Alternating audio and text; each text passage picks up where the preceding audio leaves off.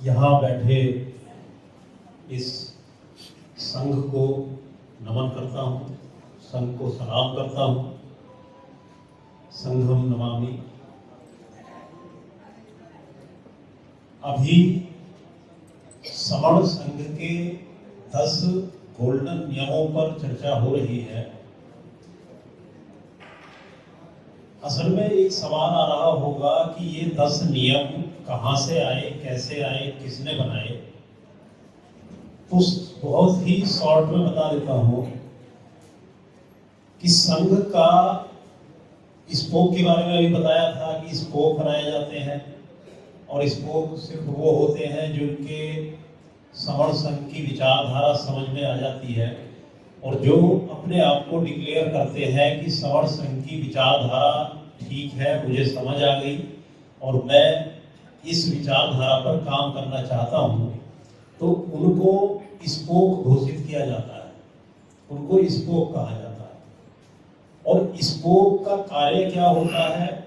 Spoke जो समण संघ का एक हाउस लगता है, जो वर्चुअल हाउस लगता है हर महीने की 1 तारीख को, और उसकी कार्यवाही बिल्कुल जिस तरह से संसद की कार्यवाही चलती है या विधानसभा की कार्यवाही चलती है, ठीक उसी प्रकार से चलती है। क्योंकि अभी जैसे बताया 5वें नियम में बताया कि यहाँ कोई पद प्रतिष्ठा मंच वाला तो है नहीं, तो इसलिए समण संघ का कोई अध्यक्ष या कोई मालिक या कोई प्रधान नहीं है। तो हाउस जब चलता है तो जब जितनी देर के लिए हाउस चलता है, उस हाउस में जितने भी स्पोक उस हाउस के सदस्य हैं, उन्हीं में से किसी एक को हाउस के संचालन के लिए सभापति नियुक्त किया जाता है और वो सिर्फ उतनी ही देर के लिए होता है जितनी देर हाउस की कार्रवाई चलती है। तो उसी हाउस में ही, समण संघ के सदन में ही ये सारे नियम बहुत तर्क, चर्चा और बहुत ही बहस के बाद ये सर्वसम्मति से पारित किए गए। तो बहुत ही संक्षिप्त में एक बार फिर बता देता हूं, समण संघ जिन नियमों पर काम करता है वो नियम है, पहला नियम है कि समण संघ में केवल समण ही रहेंगे, समण ही आएंगे, यहां वमन नहीं आ सकते।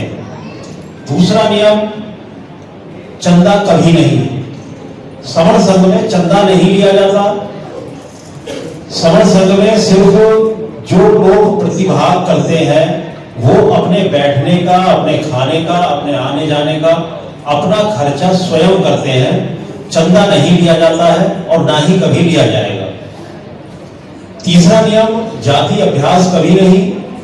समण संघ में क्योंकि हम सब समण हैं, तो जातियां, क्योंकि ये विषय जाति वाला बहुत विशाल विषय है, इस पर बहुत सारे संगठन काम कर रहे हैं, बहुत सारी संस्थाएं इस पर लगी हुई है, जाति पर ही काम कर रही हैं।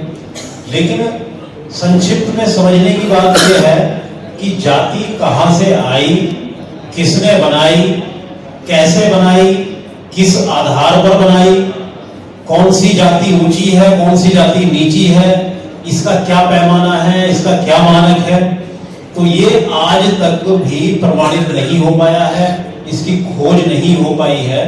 इसलिए समण संघ कहता है कि हम जाति के ऊपर कोई बात हम करेंगे ही नहीं, क्योंकि जो हमारे देश में 85% समण लोग हैं वो सब समण हैं, हमारी जाति नहीं है, तो इसलिए जाति अभ्यास कभी नहीं। चौथा नियम, संघवाद, यानी कि संघ में किसी भी प्रकार का व्यक्तिवाद नहीं है। यहाँ पर किसी भी व्यक्ति को कोई महत्व नहीं दिया जाता।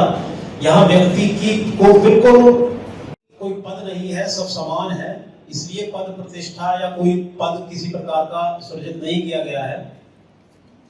छठा नियम है, पंजीकरण कभी नहीं।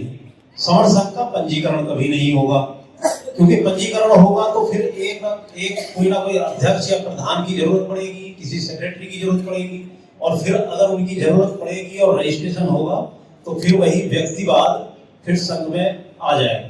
तो इसलिए ये तय किया गया है कि सवर्ण संघ में का पंजीकरण कभी नहीं होगा। 7वां नियम है संघाधिशेष सबसे ऊपर। सवर्ण संघ में का जो भी आदेश आएगा, और वही आदेश जिस तरह से मैंने शुरू में बताया कि हाउस में बैठकर निर्णय लेते हैं और हाउस में जो पारित हो जाता है वो नियम बन जाता है और सवर्ण संघ का आदेश बन जाता है। तो उस आदेश को, क्योंकि वो आदेश किसी एक व्यक्ति का नहीं है, संघ का आदेश है, तो इसलिए संघ का जो भी आदेश होता है वो सर्वोपरि होता है, हर सवर्ण को मानना अनिवार्य होता है। 8वां नियम, संघ राजनीति में कभी नहीं जाएगा। तो राजनीति तो राजनीति संघ से होकर गुजरती है, तो इसलिए राजनीति में संघ कभी नहीं जाएगा, अभी विस्तार से बताया है। और कोई सवर्ण संघी चाहे तो वो संघ राजनीति में जा सकता है। 9वां नियम, संघ घातक की वापसी कभी संघ में नहीं होगी। यानी कि संघ, जैसा कि अभी बताया, समूह, हम लोगों का समूह है। यदि हमारे इस समूह को कोई तोड़ने का प्रयास करेगा, कोई इसको घात पहुंचाने का प्रयास करेगा, तो वो सवर्ण घातक, संघ घातक उसको माना जाएगा। जैसे कि पहले पुराने समय में होता था ना, तो सभी ने सुना होगा कि कोई ऐसी गलती कर देता था जिसका हुक्का पानी बंद कर देना समाज से। तो वही ये नियम है कि अगर संघ के साथ कोई भी घात करेगा वो सवर्ण संघ घातक होगा और फिर उसकी कभी वापसी संघ में नहीं होगी। और 10वां जो नियम है जो मुझे बताना था, इन जो 1 से लेकर 9 तक जो नियम बताए हैं, इन 9 नियमों पर ताला लगाया गया है, लॉक किया गया है 10वें नियम के अनुसार। 10वें नियम से सुरक्षित किया गया है कि ये 9 नियम ना कभी बदले जाएंगे, ना कभी अमान्य किए जाएंगे, और यही संघ का आधार रहेंगे। आधार यानी कि इन्हीं 10 नियमों पर संघ पूरी तरह से काम करेगा, इन्हीं पर काम करेगा। तो ये सवर्ण संघ के 10 गोल्डन रूल है। और इसके साथ ही एक निवेदन और करना चाहूंगा, सवर्ण संघ का काफी साहित्य प्रकाशित हो चुका है, सवर्ण सेवा केंद्र जगह जगह खुले हुए हैं, तो कुछ साहित्य यहाँ हो सकता है, और नहीं भी चाहिए होगा तो अपने जो भी परिचित स्पोक हैं उनको बताइए, वो आपको ये सवर्ण संघ का साहित्य उपलब्ध कराएंगे। और इस साहित्य को जितना ज्यादा से ज्यादा लोगों तक पहुंचाएंगे और आप खुद भी पढ़ेंगे तो उतनी ही सवर्ण संघ की जो विचारधारा है ये और मजबूत होगी। और ये जो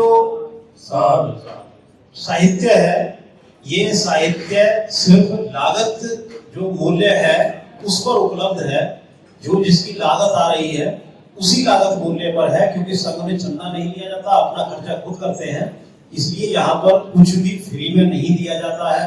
हमें स्वाभिमानी बनाया जाता है, अपना स्वाभिमान जिंदा रखना है। तो बस यही निवेदन है। अभी मेन कॉन्सेप्ट होगा, उस कॉन्सेप्ट को बहुत ही ध्यानपूर्वक हमने सभी ने सुनना है और उस पर चिंतन मनन करना है। उसके बाद भोजन लेंगे और उसके बाद फिर एक बार थोड़ी देर के लिए आपसी विचार विमर्श के लिए बैठेंगे। सभी को